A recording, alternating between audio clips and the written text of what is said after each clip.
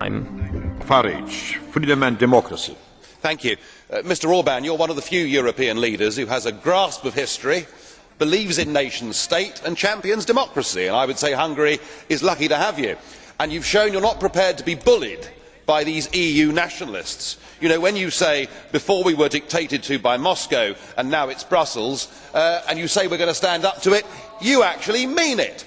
So I think you've proved to be the secret weapon of the Eurosceptic movement, and your 6-month tenure in this presidency has indeed been historic, because in the last 6 months the peoples of Europe have finally woken up to what a completely undemocratic and failing project this is.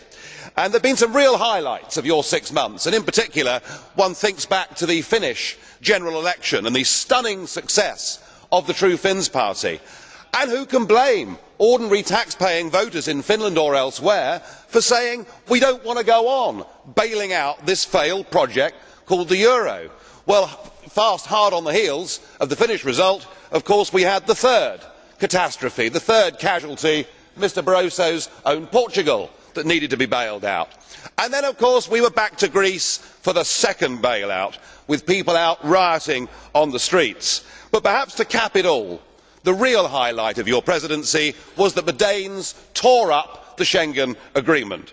So all in all, I would say that you've had a remarkable, superb 6 months in office. More has happened to reawaken democracy and the future of the nation state perhaps than ever before.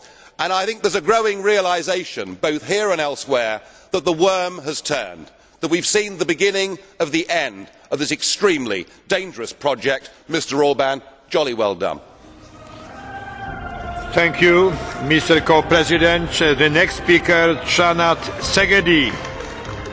Non attached.